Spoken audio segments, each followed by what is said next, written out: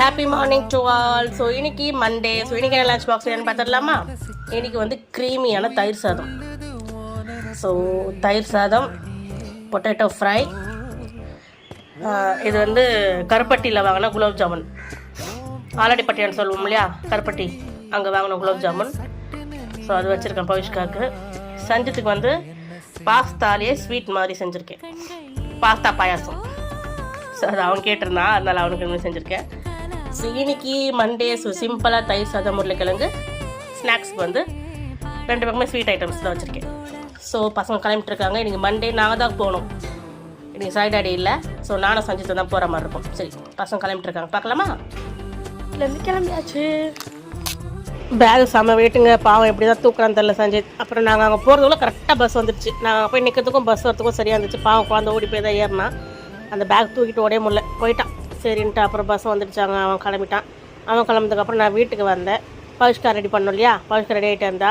அதுக்குள்ளே இது ஒரு மில்லட்ஸ் மாவு. இதோட ரெசிபி வேணும்னா கண்டிப்பாக சொல்லுங்கள், நான் ஷேர் பண்ணுறேன். நல்லா ப்ரோட்டீன் சத்து உள்ள ஒரு மாவு இது. இதில் என்னென்ன போட்டிருக்கேன்றதை நீங்கள் கேட்டிங்கன்னா கண்டிப்பாக நான் சொல்கிறேன். இந்த மாவு அரைச்சி வச்சு தோசை சுட்டு சாப்பிட்டா சூப்பராக இருக்குங்க.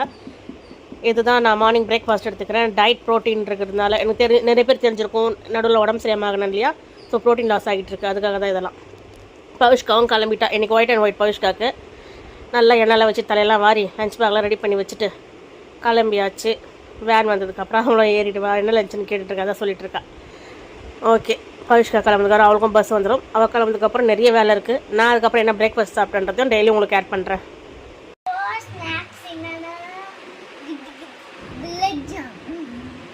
சரி, ஓகே, வேன் வந்ததும் கிளம்பலாம்.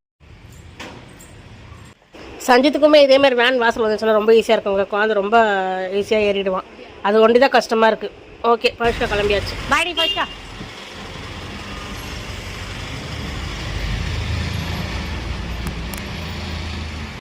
மார்னிங் பார்த்தீங்கன்னா குக்கும்பர் ப்ளஸ் ஆம்லா இது ரெண்டுமே ஜூஸ் மாதிரி அடித்து அது கூட நான் தயிர் மிக்ஸ் பண்ணி அதை எடுத்துப்பேன்.